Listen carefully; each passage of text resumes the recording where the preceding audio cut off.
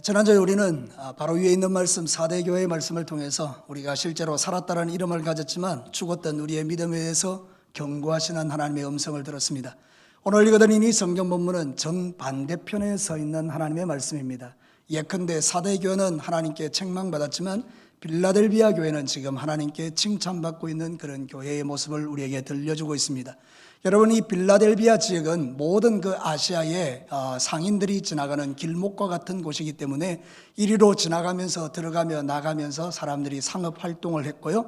뿐만 아니라 그곳에는 포도주가 잘 되어서 포도 농사가 너무나 잘 되었기 때문에 이렇게 모든 것이 풍족하고 넉넉한 그런 지역이었습니다. 그러나 다만 문제가 하나 있었는데 돈 냄새를 기가 막히게 아는 유대인들이 그 지역에 가면 돈을 벌 수 있다는 그것을 알고 거리로 와서 많은 유대인들이 거주하면서 유대인의 회당을 건설하기 시작했고, 그것이 결국 예수 믿는 그리스도인들에게는 가장 큰 핍박의 이유가 되었던 것입니다.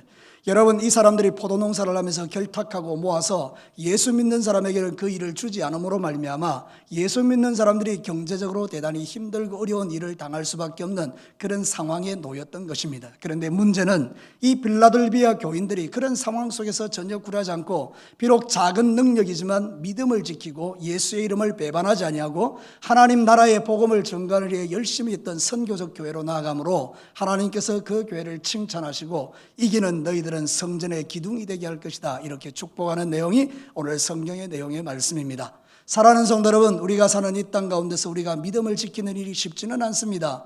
그러나 우리가 분명히 믿음의 중심을 똑바로 세우고 믿음을 지켜나가면 하나님께서 저와 여러분을 통해서 영광 받으실 줄로 믿습니다. 그래서 오늘 이 성경 본문을 가지고 우리가 적은 능력이라는 그런 주제의 말씀을 듣게 되겠는데, 첫 번째로 하나님이 들려주는 메시지는 이것입니다. 함께 읽도록 하겠습니다. 작은 능력으로도 영혼 구원에 열심 있는 교회가 되라. 사랑하는 성도들, 오늘 성경 본문에 예수님이 어떤 모습으로 나타나는지를 잠깐 보겠습니다. 7절에 보면 빌라델비아 교회의 사자에게 편지하라. 거룩하고 진실하사 무슨 열쇠를 가졌다고 하죠? 다윗의 열쇠를 가지시니 곧 열면 닫을 사람이 없고 닫으면 열 사람이 없는 그가 이르렀다, 이렇게 말합니다. 사랑하는 성도 여러분, 이 다윗의 열쇠는 구원의 열쇠를 말하는 것입니다. 예수 그리스도가 다윗의 자손으로 이 땅에 오기 때문에 이사야 22장에 보면 이 다윗의 열쇠를 가리켜서 장차 오실 예수 그리스도 메시아라고 말하고 있는 것을 보게 되죠. 그러니까 이 다윗의 열쇠를 가졌다는 말은 뭔가 하면 구원의 키를 주님이 들고 있다, 이렇게 말씀하시는 것입니다. 사랑하는 성도 여러분, 놀랍게도 이 다윗의 키, 다윗의 열쇠를 가진 예수 그리스도께서 빌라델비아 교회에 나타나셔서 나는 너희들에게 열린 문을 두었다, 이렇게 말하는 것입니다. 그 말은 뭔가 하면 이 빌라델비아 교회를 통해서 하나님의 놀라운 구원의 복음의 역사를 이루겠다는 하나님의 선언이었던 것입니다. 사랑하는 성도 여러분, 빌라델비아 교회는 선교적 교회였던 것을 우리에게 말하고 있는 것입니다. 여러분, 하나님께서 축복하시는 성도, 하나님이 축복하는 교회가 어떤 교회인지 아십니까? 선교적 교회인 것입니다. 영혼 구원에 열심 있는 교회를 하나님이 사랑하는 줄로 믿습니다. 영혼을 구원하는 열정을 가진 성도들을 하나님이 주목하시는 것입니다. 그러므로 말미암아 교회가 이 땅에 존재하는 이유, 내가 먼저 예수 믿은 이유는 하나님께서 나에게 다윗의 열쇠를 가지신 그분이 나를 통하여 열린 문을 두시고 그래서 수많은 영혼이 예수 그리스도를 믿도록 하기 위함이라는 사실을 요한계시록에서 우리에게 말하고 있는 것입니다. 요한계시록은 말세 교회의 모습을 보여주는 것입니다. 하나님께서 말세 교회에 칭찬하는 교회가 어떤 교회냐? 선교적 교회라는 거예요. 영혼 구원에 열심 있는 교회라는 것입니다. 사랑하는 성도 여러분, 성경 사도행전 1장 7절과 8절 잘 아시죠? 한 목소리로 한번 크게 읽습니다. 이르시되 때와 시기는 아버지께서 자기의 권한에 두셨으니 너희가 알 바 아니요 오직 성령이 너희에게 임하시면 너희가 권능을 받고 예루살렘과 온 유대와 사마리아와 땅끝까지 이르러 내 증인이 되리라 하시니라. 사랑하는 성도 여러분, 우리의 관심은 예수님이 언제 오느냐? 그 시간이 언제입니까? 여기에 관심을 두지 말라는 거예요. 우리의 관심은 성령으로 충만하게 받아 능력을 가지고 예루살렘과 사마리아와 유대와 땅끝까지 이르러 예수 증인되는 일에 집중하라는 거예요. 우리가 때와 기한에 관심을 갖는 이유는 불안하기 때문이에요. 믿음이 없기 때문이에요. 혹시 주님 지금 오시면 내가 천국 못 가는 거 아닌가? 사랑하는 성도는 그런 확신이 분명하게 있는 사람들, 예수 믿으면 천국 간다는 믿음의 확신이 있는 사람들은 그런 걱정 안 합니다. 언제 주님 오시든지 상관없이 지금 내가 오늘 죽어가는 많은 영혼을 구원하는 그 일에 집중하는 것입니다. 내가 만난 예수님이 너무 좋아서. 여러분, 아멘이 이렇게 희미하면 곤란합니다. 예수 믿는 게 너무 좋아서 다른 사람에게 그 예수를 전하고 싶은 마음이 이 마지막 시대의 성도들의 가슴 속에 뜨거워져야 이게 바로 빌라델비아 교회 같은 교회라는 거예요. 오늘 본문에서도 우리 예수님은 이 교회를 향하여 두 가지 분명한 사실을 증명합니다. 첫 번째는 열린 문 교회. 너는 열려있다 문이, 다윗의 열쇠를 가졌는데 열쇠를 열어놨으니까 누구든지 들어오게 만들어주는 거예요. 여러분, 이 진교교회가 문을 딱 닫아놓고 예수님 믿는 사람 못 들어오게 만들어버리면 교회가 아니죠. 문을 활짝 열어놓고 누구든지 와서 예수 믿게 하는 그 교회가 진짜 교회인 줄로 믿습니다. 또 하나는 뭔지 아십니까? 유대인들 있잖아요. 유대인들의 기본적인 사고는 뭔가 하면 이방인들이 유대인들에게 와서 무릎을 꿇도록 하는 이게 하나님의 뜻인 줄 알았어요. 그러니까 이 사람들은 선민의식이 대단히 탁월한 사람이죠. 우리만 잘났다 이런 사람들이죠. 모든 민족이 유대인들에게 무릎을 꿇어야 만족이 되는 민족인데요, 오늘 성경은 반대로 이야기합니다. 유대인들이 이방 교회에 가서 무릎을 꿇고 예수 믿게 하겠다 이렇게 말하는 거예요. 사랑하는 성도, 이게 뭐죠? 불가능을 가능케 하시는 하나님이라는 거예요. 사랑하는 성도로 우리가 영혼 구원의 역사를 나누면 원수마귀가 제일 먼저 우리에게 던지는 메시지가 뭔지 아십니까? 안 된다. 이 메시지가 첫 번째입니다. 두 번째 메시지는 해도 소용없다. 이게 두 번째 메시지입니다. 원수는 우리에게 그렇게 도전해 오는 것입니다. 네 아들 구원할 때 안 돼. 네 남편 구원 안 돼. 너의 부모님 구원 안 돼. 옆집에 사는 그 사람은 절대로 예수 안 믿을 거야. 그런 마음들을 우리에게 주면 우리는 절망감에 사로잡힙니다. 그래서 우리는 하나님 앞에 그 일을 행하지 않는 것입니다. 근데 여러분, 성경이 뭐라고 말하죠? 하나님께서 내가 네 앞에 열린 문을 두었다. 할렐루야. 사람의 마음의 문을 열고 그 사람이 예수 앞에 무릎을 꿇게 만들도록 하나님이 역사하시겠다고 약속한 교회가 빌라델비아 교회입니다. 우리 진교회도 그 약속을 하신 줄로 믿습니다. 그러니 여러분, 두려워하지 않게 되기를 축복합니다. 전도하는 일을 두려워하지 마시기 바랍니다. 전도하는 일은 하나님의 능력으로 행하는 거예요. 여러분, 성경 민수기 11장 21절에서 23절에 이런 이야기 나옵니다. 모세도 의심하더라고요. 같이 한번 읽어볼까요? 모세가 이르되 나와 함께 있는 이 백성의 보행자가 60만 명이 온데 주의 말씀이 한 달 동안 고기를 주어 먹게 하겠다 하시오니 그들을 위하여 양떼와 소떼를 잡은들 족하오며 바다의 모든 고기를 모은들 족하오리까. 여호와께서 모세에게 이르시되 여호와의 손이 짧으냐? 네가 이제 내 말이 네게 응하는 여부를 보리라. 기가 막히죠.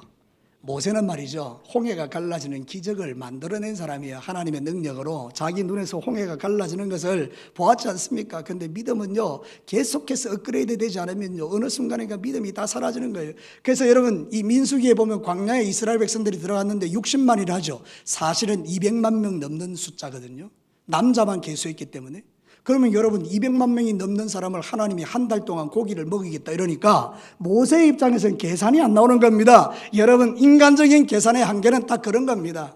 여러분의 머리를 아무리 굴리고 통박을 굴려도 안 되는 거는 안 되는 거잖아요. 그죠? 그러니까 모세가 하나님 앞에 감히 이렇게 말합니다. 안 됩니다.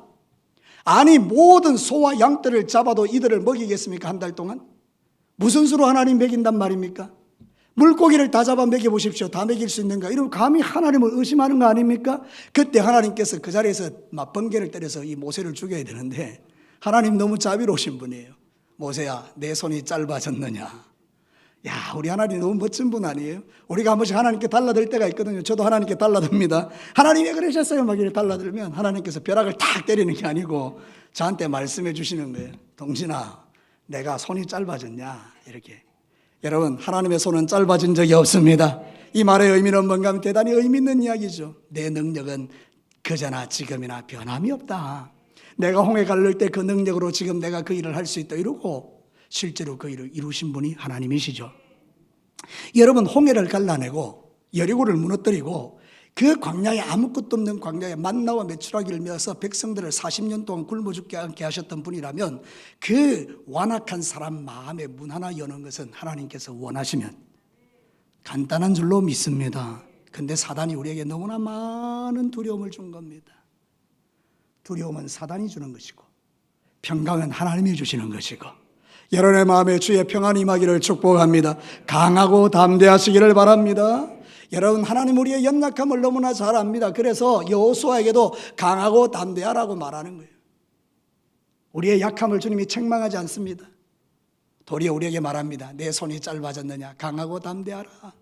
여러분 저를 따라서 한번 힘차게 외쳐보시기 바랍니다. 강하고 담대하자. 여러분 그렇게 되시기를 축복합니다. 성경은 많은 능력으로 감당하는 게 아닙니다. 적은 능력으로도 한다고 오늘 성경이 말합니다. 네가 적은 능력으로도 내 믿음을 지켰다. 뭐 이렇게 말씀합니다. 여러분 이번에 총회에 가서 제가 만났던 사람 중에 한 분이 그런 이야기했습니다. 시흥 성문교회라는 교회가 있습니다. 우리 경남 진주 노예에 목사님 한 분의 아들이 지금 우크라이나에 선교사로 가십니다. 그런데 이 시흥 성문교회에서 단독으로 파송하는 겁니다. 이 교회는 개척한 당시부터 정말 능력이 없는 작은 교회였을 때부터 단독으로 선교사를 파송하기 시작했는데 지금 한 250명 교회로 부흥됐단 말이죠. 근데 지금 단독 선교사를 5명째 파송하고 있다는 거예요. 사랑하는 성도들은 단독 선교사라는 말은 뭔가 하면 우리 교회가 그 선교사를 책임지겠다는 말이잖아요. 그럼 여러분 단순하게 계산해 봐도요, 월 1,000만 원을 감당하는 교회가 되어야 되는 거예요.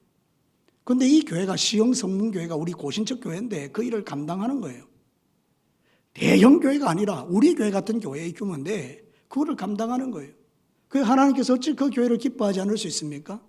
그러니까 여러분 우리 진교교회도 이제는 눈을 열어야 합니다. 그래서 이제는 선교적 교회로 나아가야 합니다. 왜냐하면 마지막 시대이기 때문입니다. 우리가 언제까지 이 땅에 머물러 살고 우리 진교교회가 언제까지 이렇게 살겠습니까? 아닙니다. 언젠가는 이 교회도 없어질 것이고요. 저와 여러분도 죽으면 저 영원한 천국에 들어갈 건데 우리가 이 땅에 남겨줘야 될 것은 무엇이냐? 우리의 다음 세대들이 주님 오시는 그날까지 열린 문 교회가 되게 하는 것이라 그 말입니다. 선교적 교회가 되게 하는 겁니다. 우리 진교교회를 통하여 90년 100년의 역사에 계속해서 단독 선교사를 파송하고 선교의 지경이 넓어지는 이것은 하나님이 볼 때 너무나 멋지고 아름다운 교회가 되는 것입니다. 사랑하는 성도 여러분, 2023년도에는 우리 교회가 선교적 교회가 되기를 원해요. 그래서 선교의 지경이 넓어지고, 죄송합니다, 나만 넓어져서 우리 다 같이 넓어졌으면 좋겠습니다. 여러분 선교의 지경이 넓어지고, 그래서 우리 진교교회 하나님의 시선이 집중되어서 여러분들의 사업과 직장과 삶의 터전이 복을 받고 우리 성도들의 재정에 넘쳐나는 기름 부음을 통해서 마음껏 선교할 수 있는 능력이 하늘로부터 공급된다면 여러분 이것은 너무나 축복이지 않겠습니까? 여러분 열린문 교회는 그런 교회라는 거예요. 적은 능력을 가지고도 이 일을 감당해내는 거예요.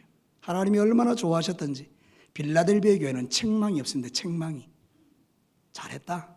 이게 주님의 말씀이신 거죠. 여러분 저 밖에 나가면 게시판에 지난주에 전도 작정회가 다 붙여놨는데 빈칸이 엄청나게 많습니다.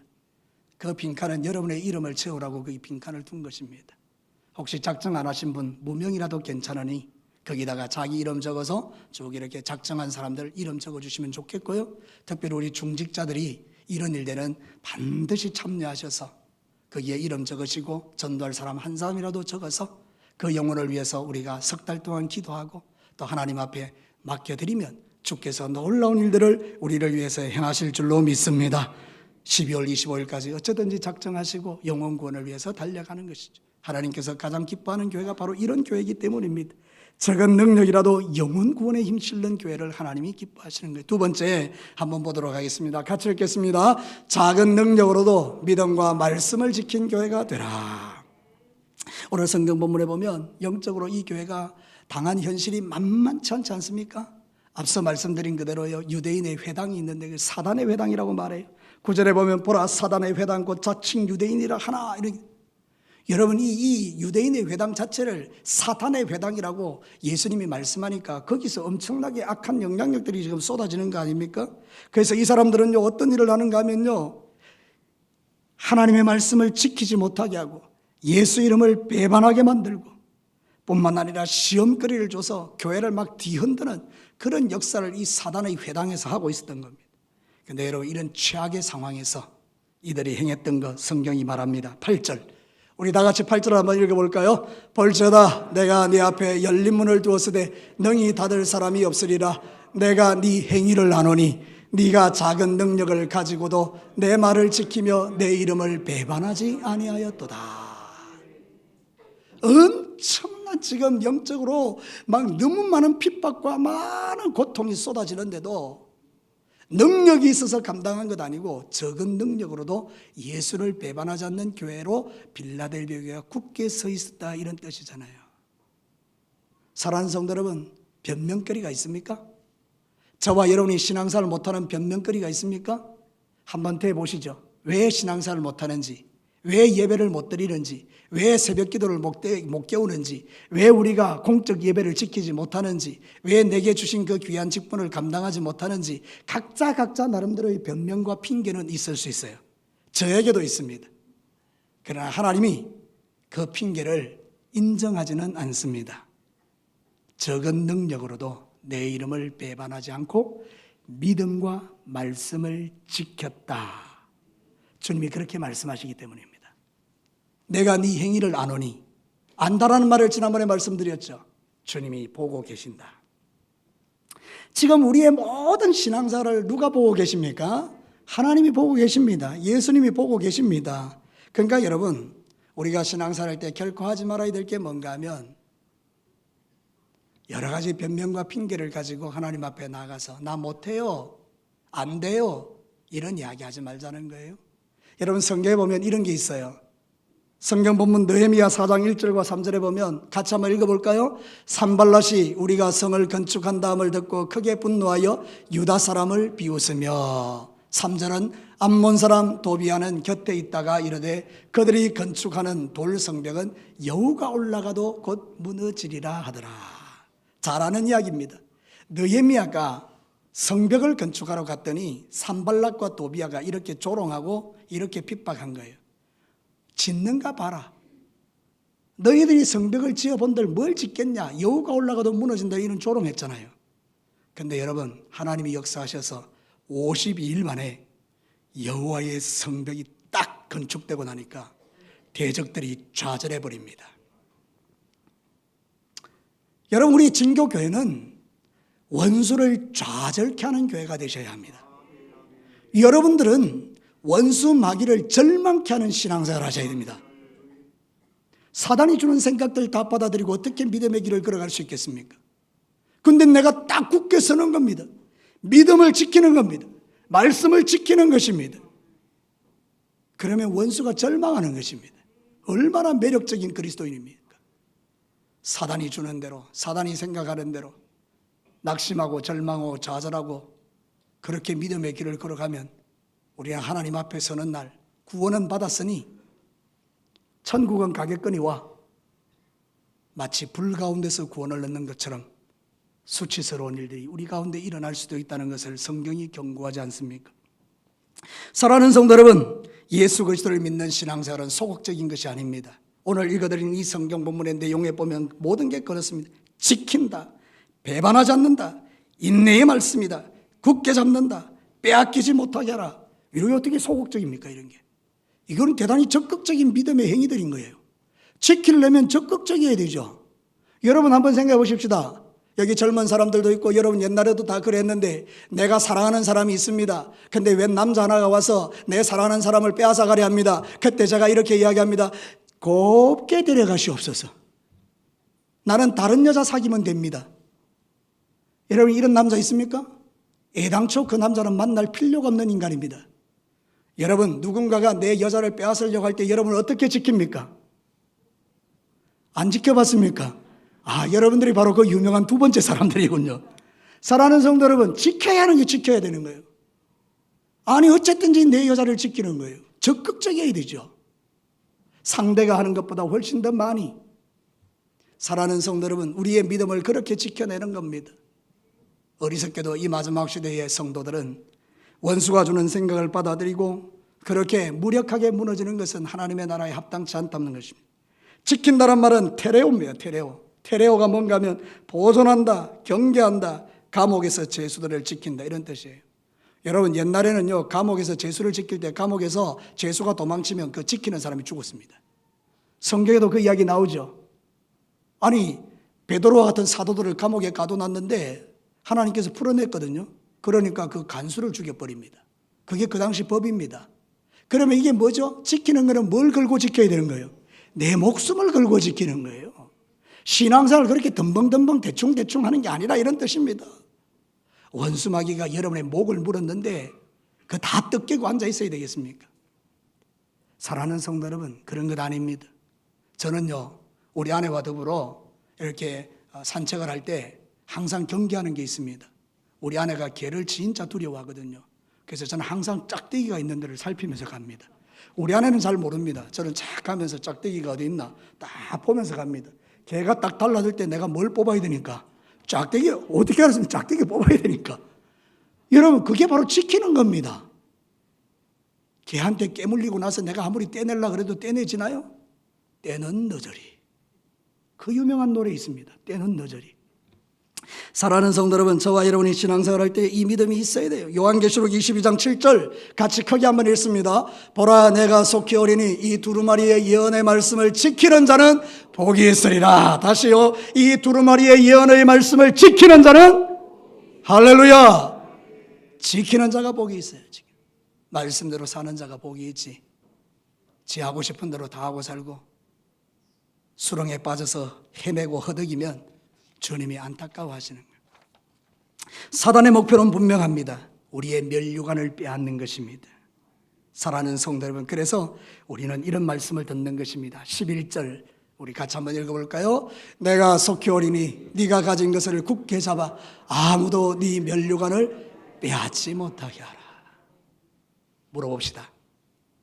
여러분 지금 멸류관 잘 지키고 있습니까? 대답 희미하게 하지 마시고 확실하게 합시다.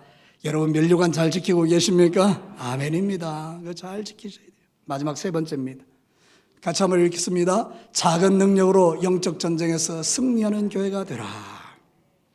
우리가 살아가는 삶이 일상적으로 하루하루 살아가는 삶이라고 생각하지 마십시오. 그저 아침에 눈 떴다가 저녁에 잠드는 일상이라고 생각하지 마십시오. 무슨 이야기인가 하면 분초마다 일어나는 전쟁이 있는 세상이 내가 살아가는 일상이라는 거예요.